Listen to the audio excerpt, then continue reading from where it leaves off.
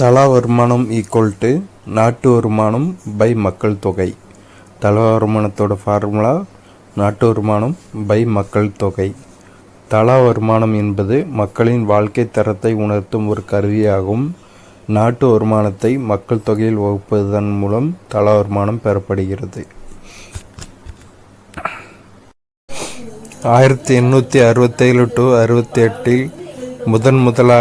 தாதாபாய் நவ்ரோஜி வறுமையும் பிரிட்டனுக்கு ஒவ்வாத இந்திய ஆட்சியும் என்ற தனது புத்தகத்தில் தனிநபர் வருமானத்தை பற்றி கூறியுள்ளார். 1934 சைமன் குஸ்னட் என்பவரால் ஜிடிபியின் நவீன கருத்து முதலில் உருவாக்கப்பட்டது. ஜிடிபியின் மதிப்பீடு புள்ளியியல் துறை அமைச்சரவையின் கீழே உள்ள மத்திய புள்ளியியல் அமைப்பு CSO ஜிடிபி சம்பந்தப்பட்ட ஆவணங்களை பாதுகாக்கிறது. தொழிற்துறையின் உற்பத்தியை ஆண்டு கணக்கெடுப்பு நடத்தி தொழில்துறை உற்பத்தி குறியீடு IIP, நுகர்வோர் விலை குறியீடு CPI போன்ற குறியீடுகளை வெளியிடுகிறது.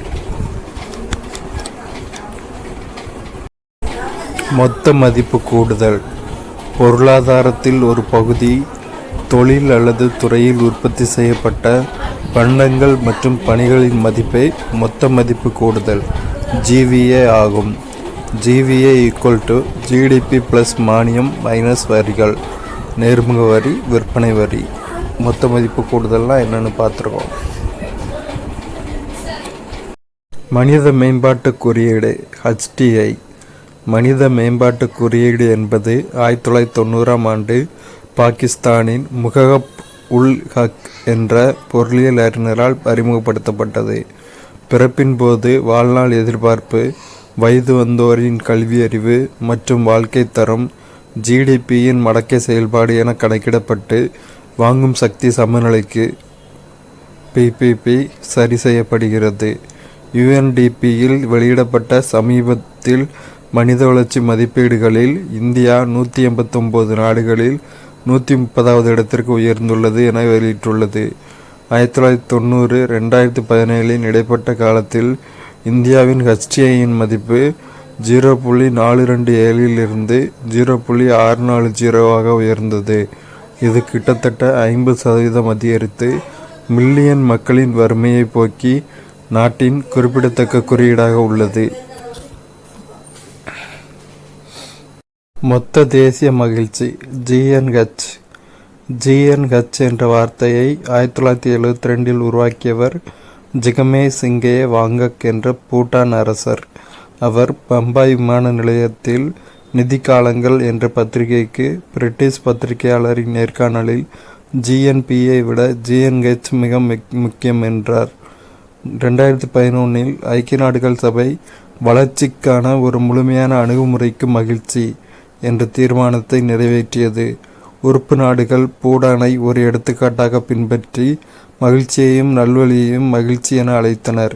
அடிப்படை மனித குறிக்கோள் GNHன் 4 தூண்கள்: நிலையான மற்றும் சமமான சமூக பொருளாதார வளர்ச்சி, சுற்றுச்சூழல் பாதுகாப்பு, கலாச்சாரத்தை பாதுகாப்பதும் மேம்படுத்துவதும், நல்ல ஆட்சி திறன், உளவியல் நலன், உடல் நலம், நேர பயன்பாடு, கல்வி, கலாச்சார பன்முகத்தன்மை, நல்ல ஆட்சி திறன், சமூகத்தின் உயர்வு, சுற்றுச்சூழல் பன்முகத்தன்மை, வாழ்க்கை தரம் ஆகியவை GNHன் 9 களங்களாக கருதப்படுகிறது.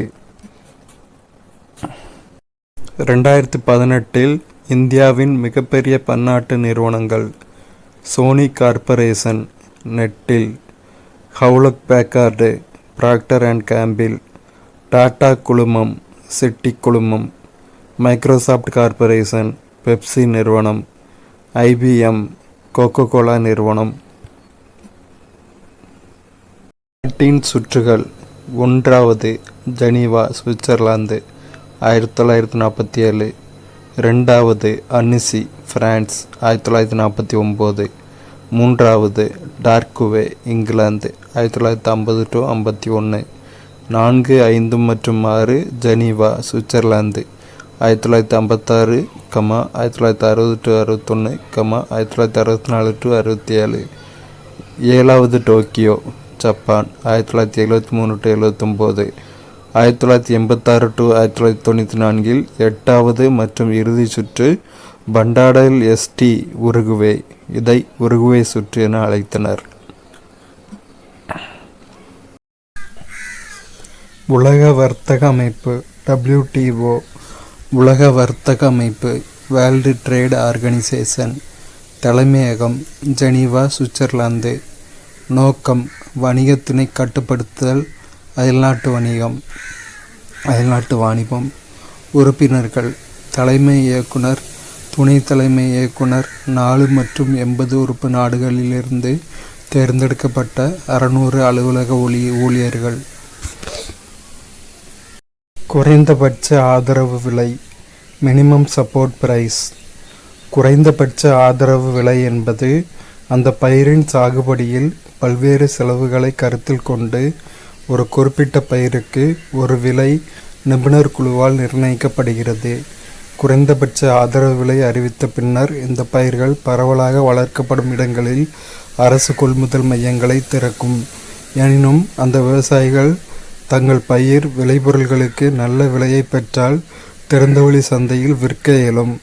மறுபுறம் திறந்தவெளி சந்தையில் விலை குறைந்தபட்ச ஆதரவு விலையை விட குறைவாக இருந்தால் விவசாயிகள் தங்கள் விளைபொருட்களை குறைந்தபட்ச ஆதரவு விலைக்கு விற்பதன் மூலம் உறுதிப்படுத்தப்பட்ட விலையை MSP பெறுவார்கள். தமிழ்நாட்டில் தேசிய உணவு பாதுகாப்பு சட்டம். இந்தியாவில் தேசிய உணவு பாதுகாப்பு சட்டம் துவங்கி 3 ஆண்டுகளுக்கு பின்னர் இச்சட்டம் தமிழ்நாட்டில் நவம்பர் 1, 2016 அன்று துவங்கப்பட்டது. தாங்கியிருப்பு பஃபர் ஸ்டாக். தாங்கியிருப்பு என்பது உணவு தானியங்களான கோதுமை மற்றும் அரிசி இந்திய உணவுக் கழகத்தின் மூலம் அரசாங்கத்தால் வாங்கப்படுகிறது. உபரி உற்பத்தி இருக்கும் மாநிலங்களில் விவசாயிகளிடமிருந்து கோதுமை மற்றும் அரிசியை FCI வாங்குகிறது.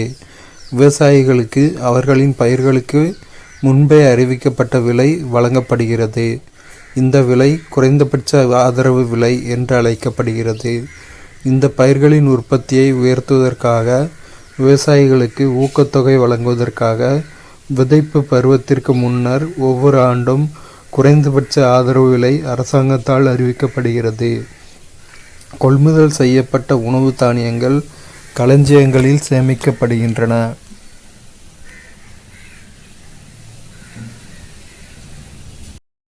வாங்கும் சக்தி சமநிலை பர்ச்சேசிங் பவர் பேரிட்டி. வாங்கும் சக்தி சமநிலை என்பது வாங்கும் சக்தி தொடர்பான ஒரு கருத்தாகும். இது ஒரு பொருளாதார கோட்பாடாகும். ஒரு பொருளின் விலையுடன் சரி செய்யப்பட வேண்டிய தொகையை மதிப்பிடுகிறது.